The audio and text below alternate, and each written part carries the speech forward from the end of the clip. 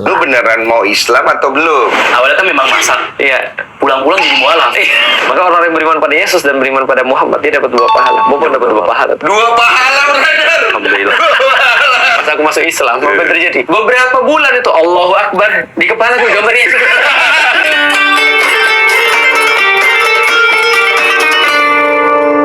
Assalamualaikum warahmatullahi wabarakatuh. Saya Yudi Pramuko, tukang donat dari Parung YouTuber tertua di semesta. Saya barusan ngelihat podcastnya Densu ya.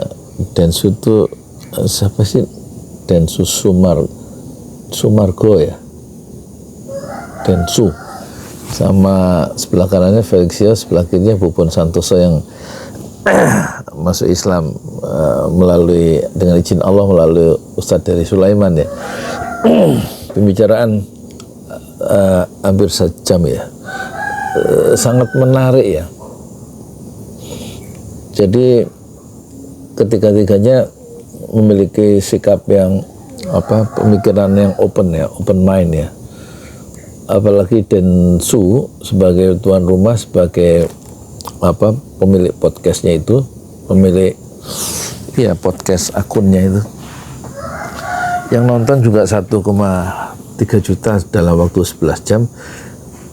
Menunjukkan perbincangan itu sangat inspiratif ya. Dan pijar-pijar intelektualisme dari Densu itu tampak dia simpatik terhadap Islam. Pada satu titik tampaknya dia akan juga mengubah pendirian ya, tampaknya ya. Kalau Allah izinkan dia juga akan memasuki gerbang Islam, karena pandangan-pandangannya sangat sesuai ya dengan nilai-nilai dasariah Islam ya. Sementara Felixio itu proses-proses pencarian secara intelektual itu mendasari dia memilih Islam ya. Kalau lihat dari video-video sebelumnya ketika diceritakan oleh gurunya, oleh Fatih Karim, yang saat itu dia melihat seorang mahasiswa cerdas yang berambut gondrong dan mempersoalkan Islam sampai subuh, dari Isya sampai subuh. Itulah Felixio yang sebelum menemukan pilihan-pilihan barunya dalam agama Islam, dia sudah men-challenge ya seorang ustadz bernama Fatih Karim tentang Islam.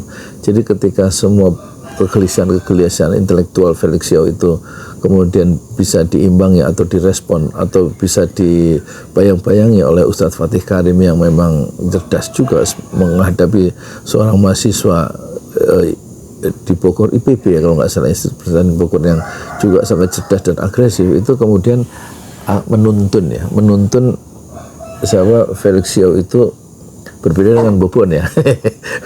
Menuntun dia untuk menemukan Islam dengan taraf keyakinan yang mungkin melebihi 100%.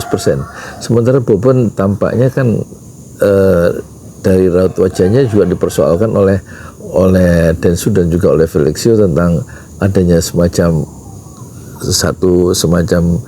kalau bahasa Bobon sendiri, dia seperti tiba-tiba ada pisau yang memotong dan mengkat masa lalunya dengan syahadat itu.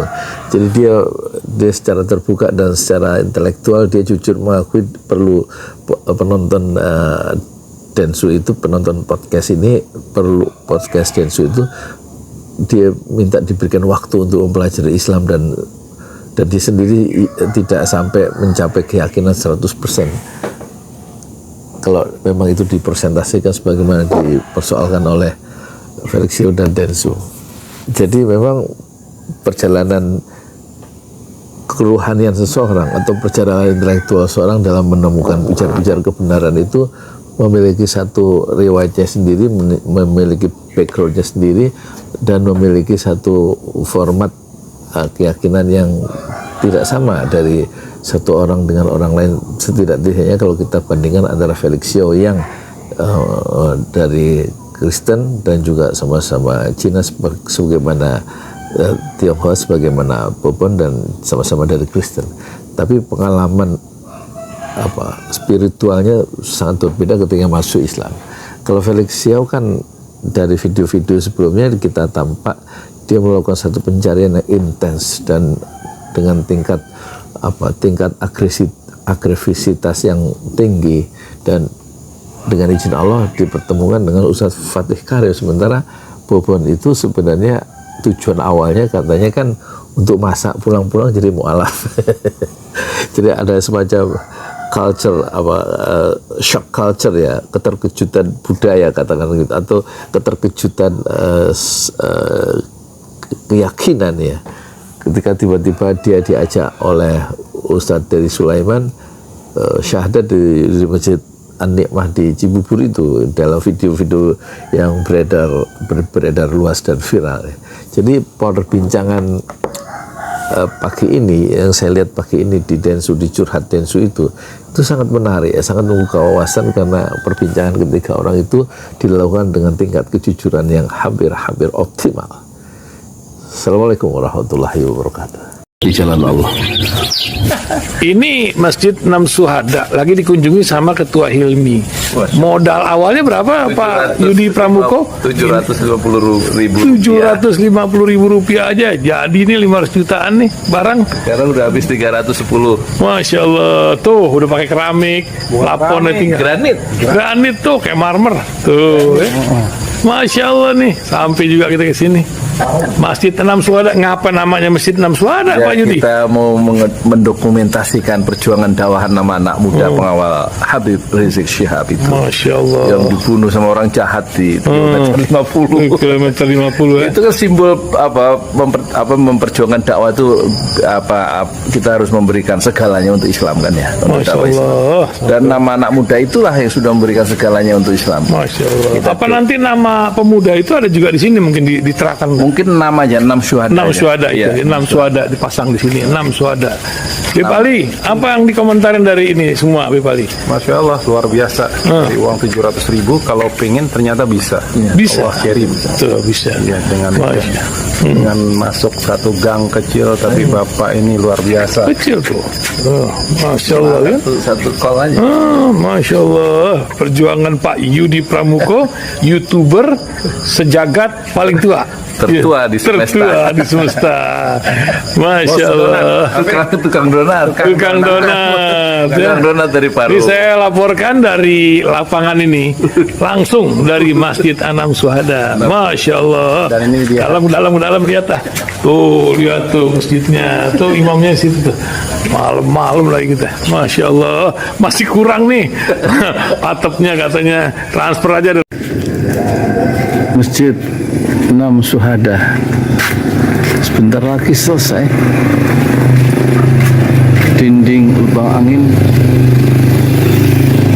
sebagian sudah terpasang, lantai 2, dan kemudian plafon termasuk lantai bukan keramik, granit 150 dus bersama tiang-tiang yang ada 16 setinggi 4,5 meter. Kemudian finishing terakhir adalah tangga menjebol atap ya, lantai pertama untuk masuk ke lantai 2. Inilah Masjid Enam Syuhada. 2,5 tahun lalu dimulai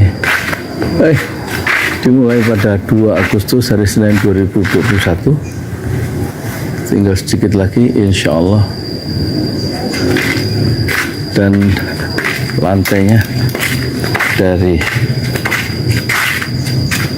keramik, bukan keramik, granit sudah diresmikan lantai pertama. Nanti lantai kedua lewat sini tangganya jebol untuk masuk ke lantai 2. Inilah Masjid Enam Syuhada yang sangat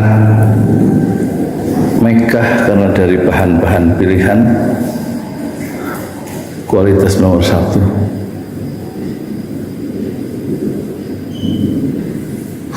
Tinggal sekitar 80 juta lagi finishing lantai atas selesai, insya Allah.